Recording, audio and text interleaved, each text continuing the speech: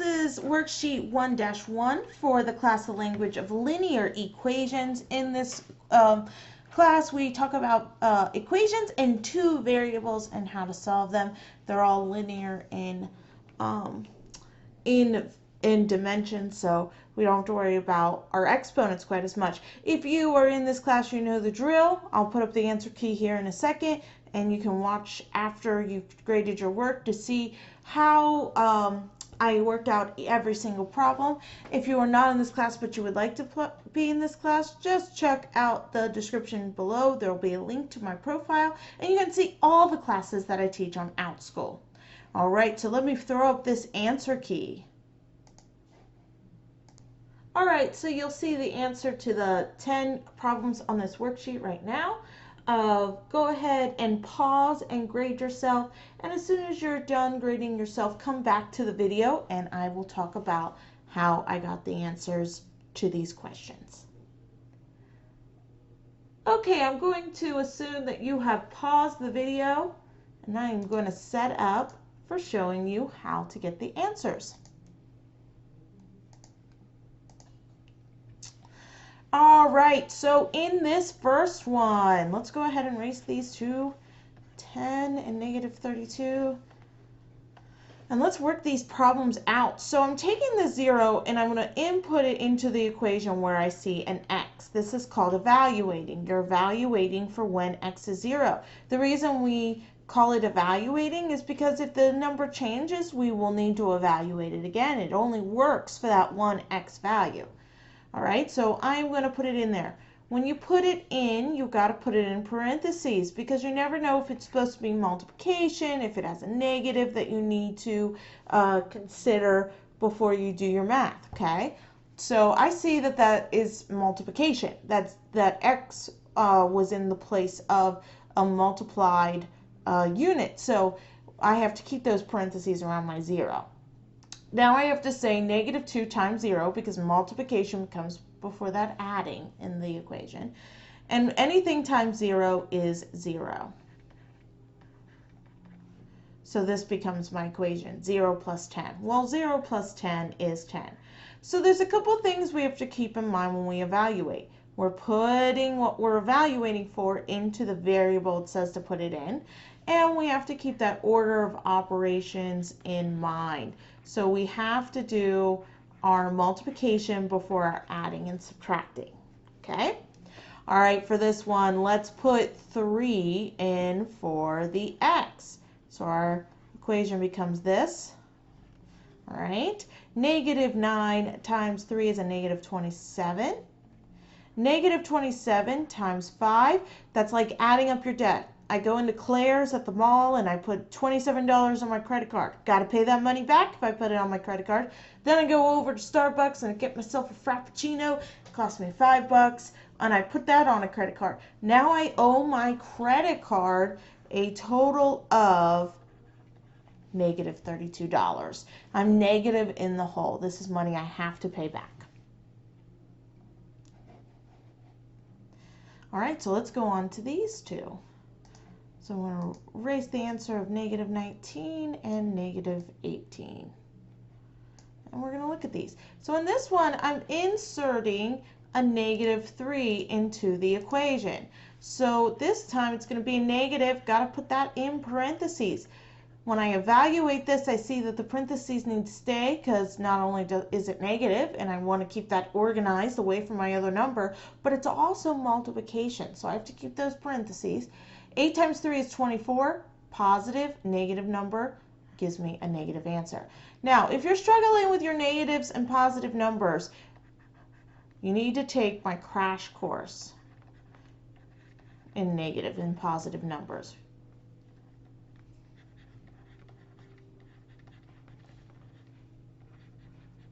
I usually offer these on a Friday because Fridays are crash course days for me. So if that doesn't work for you, just email me, and of course I will make it a different day because it's important to me that you know this skill before we go further.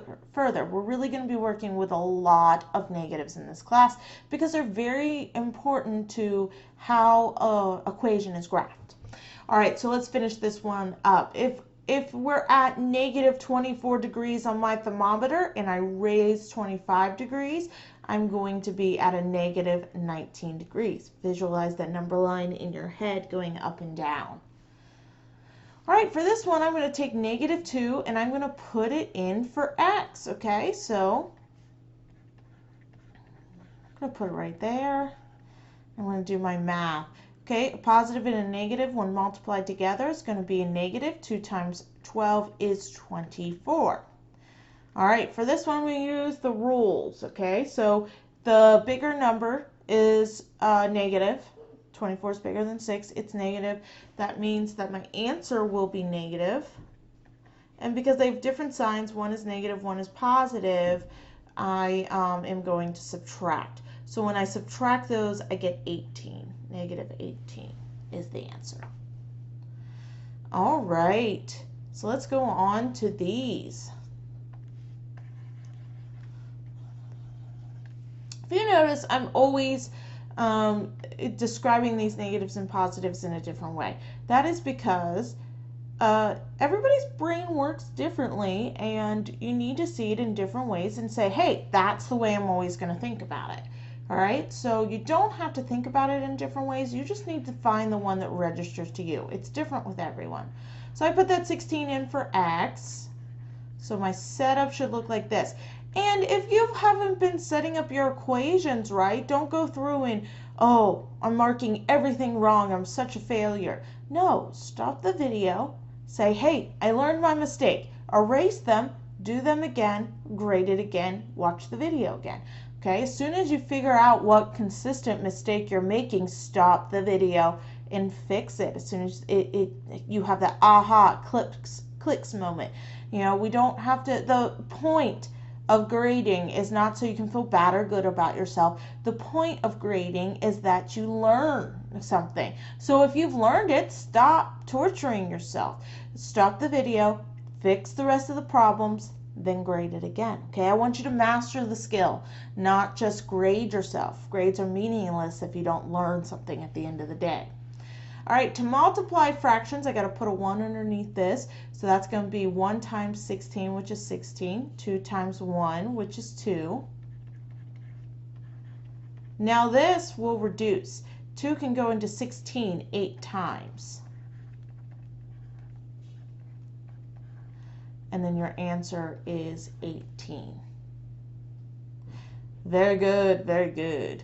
All right, let's put 9 in for x, and I get 1/3 times 9 minus 3. Now to make the 9 a fraction, I got to put a 1 underneath. Let me explain that. The reason that I can put a 1 underneath is because if I divide by a 1, it doesn't change anything. 1 divided by anything is the other number, just like 1 multiplied by anything is the other number. This is the identity property of multiplication and division. It's a very important property. We actually manipulate that property in a lot of parts of math, so it's a good one to know and have in your toolbox.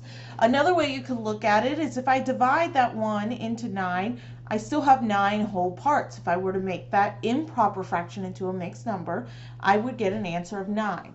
And that is exactly what I started with. So I'm not actually changing anything, putting a 1 underneath. Math is not magic. It actually makes sense and follows a pattern. You got to identify those patterns. Okay, so 1 times 9 is 9. 3 times 1 is 3. And I can reduce this. 3 goes into 9 3 times. Now 3 minus 3. You have 3 cookies. You take away 3 cookies. It's just that simple. The answer is 0. 4 more to go. That's always exciting when we start getting to the end of the worksheet. -7, and I think that one was a 2. But we shall see. All right, so I'm going to evaluate for -2. Still, got to put that 1 underneath. 3. Now the negative only applies to 1. Okay, if I have 2 negatives, it turns to a positive number. So I have to decide, am I putting that negative on the 2 or the 1? Either way, I'm going to get the same answer. Okay, you can even do it both ways and test me and see if I'm correct. You'll get the same answer no matter which one of the numbers in that fraction you put the negative on. Okay, I'm going to keep it on the 2. All right, so 3 times a negative 2 is a negative 6. 2 times 1 is 2. 2 goes into negative 6, negative 3 times. If I'm at, I haven't done this way yet. If I'm at negative 3 on the number line, and I move 5 in the positive direction, there's 3, 4, 5, I get to a positive 2. The answer is positive 2. All right. I'm going to put a 10 in this time. I'm going to put my 1 underneath. And I'm going to assign that negative to the 4. Okay, so negative 4 times 10 is a negative 40. 5 times 1 is 5, plus 1 more. 5 goes into 40. Negative 8 times, because a negative and a positive gives me a negative answer. It's going to be 8. Plus that 1. If I owe $8, but I pay my credit card $1, I still owe them $7. All right, negative 2 and negative 11 are the last two ones.